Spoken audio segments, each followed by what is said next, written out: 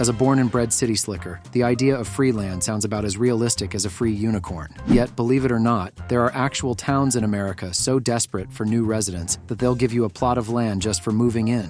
I'm talking picturesque communities with charming general stores, lush green spaces, and neighbors who greet you with a smile and wave. The catch? These towns have been hemorrhaging residents for decades, thanks to the siren call of big cities and their hip coffee shops, artisanal donatories, and reliable Wi-Fi connections. Still, for those brave pioneers willing to trade fraps for front porches and make their escape from the rat race, a whole new life awaits. And it comes with several acres of dirt for free. Not a bad deal if you don't mind going off the grid. Pack your bags. We're going on an adventure to discover America's most generous and unpopulated towns. As someone perpetually on the hunt for my next big adventure, the promise of free land is like catnip. Who can resist the siren song of open spaces untamed by greedy developers and HOAs? Not this guy. The first place that caught my eye was Camden, Maine. 3 acres of prime commercial real estate gratis? Sign me up. The only catch is you have to start a profitable business in 5 years. But how hard can that be? I'll open a lobster shack, a craft brewery, an artisanal mustard microfactory. The possibilities are endless in vacation land. Then there's Plainville, Kansas.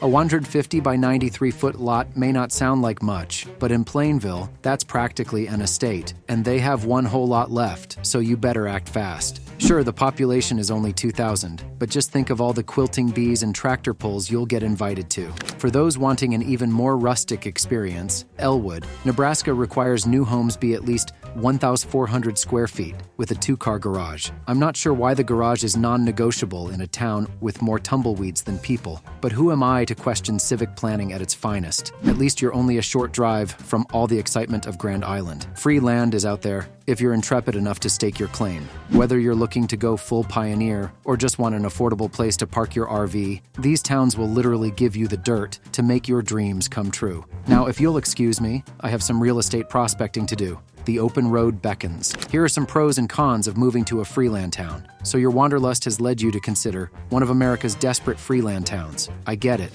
The idea of open spaces and dirt-cheap living is appealing. But trust me, these places don't come without their, shall we say, quirks. As someone who's lived in one of these towns, I won't say which, but let's just say their high school mascot is the Fightin' Possums. Here are a few things to consider before packing up the U-Haul. Entertainment is DIY. Unless cow tipping or watching corn grow sounds fun, you'll need hobbies, lots of hobbies, and friends, lots of friends. I took up whittling, joined a book club, and started a weekly movie night. Infrastructure. What infrastructure? Hope you like well water and septic tanks, and driving 30 minutes for groceries or medical care. My town didn't even have a stoplight until 1992. Nosy neighbors are a given.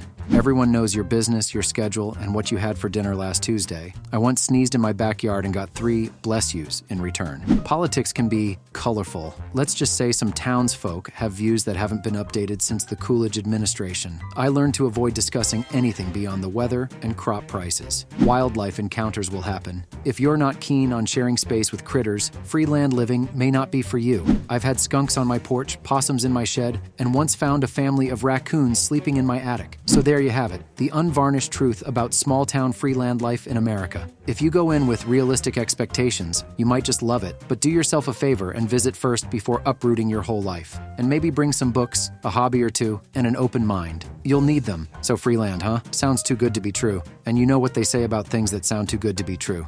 But if you don't mind living out in the sticks, or you've always wanted to start your own cult compound, read on. Here are some requirements and restrictions to be aware of. Before you hitch up the wagon and head west, young pioneer, there are a few catches and clauses you should be aware of. See what I did there? First off, the places offering free land aren't exactly America's garden spots. We're talking way out in the boonies, as in, your nearest neighbor is a half-hour drive away, and the closest Walmart is in the next county.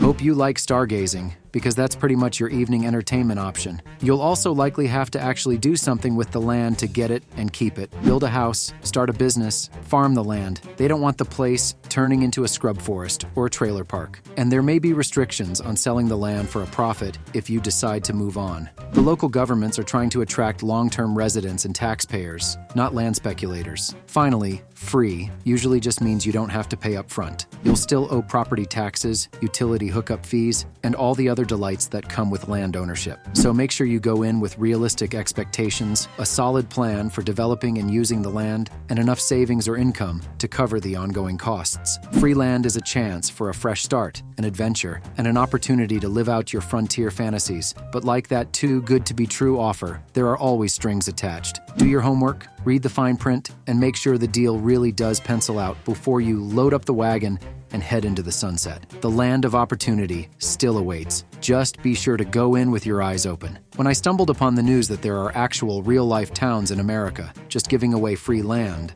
I thought it had to be some kind of scam or joke. As it turns out, it's legit, and these places are so desperate for new residents that they're willing to give you a patch of land just for moving in. Be still, my cold, cynical heart. Here are the top towns currently offering free land deals. Coming in first is Plainville, Kansas. This tiny prairie town of around 2,000 souls is offering up lots for the low price of $0.00. The lots are a spacious 150 feet by 93 feet, leaving plenty of room for your double-wide trailer. Act now before the one available lot is snatched up. Once it's gone, Plainville will undoubtedly offer up another, in hopes of luring in new residents. Down in Texas, the city of La Villa is handing out around 100 residential lots. The only catch is you have to pay property taxes, and if you sell within 5 years, you owe the city the value of the land. No worries.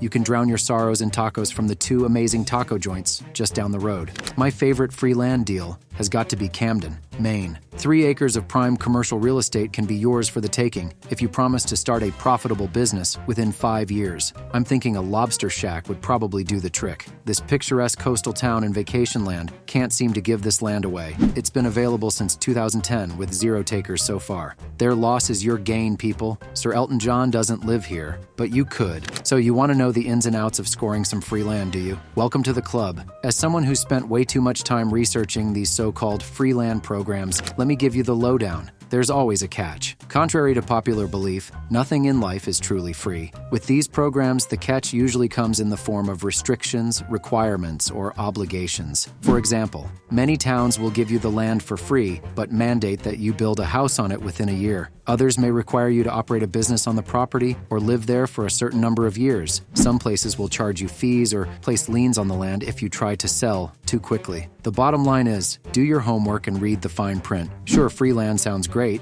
but have you actually been to some of these places? We're talking serious small-town life, and in some cases, more like tiny-town life. Many of these free land havens have populations under 1,000. You'll be lucky to find a grocery store or gas station, let alone decent coffee or craft beer. If you're cool with living off the grid and keeping chickens in your yard, have at it. For the rest of us, if the thought of gainful employment is important to you, investigate the job opportunities in the area before claiming your free acreage. Unless you can work remotely, job prospects will likely be scarce in most of these rural locations. Don't assume you can just move there and find a new job, unless you have a strong skill or trade that's in demand. Be prepared for potential long commutes to the nearest city or metropolitan area. In summary, while free land is an appealing concept, make sure you understand exactly what you're signing up for. Do plenty of research, visit the locations if possible, and think about what really matters to you in a place to call home. If you go in with realistic expectations, a free land program could be an exciting new adventure, but go in blind, and it may just end up being more trouble than it's worth. So there you have it, a handful of towns across this great nation of ours that are so eager to boost their population numbers, they'll give you a slice of the American dream for free.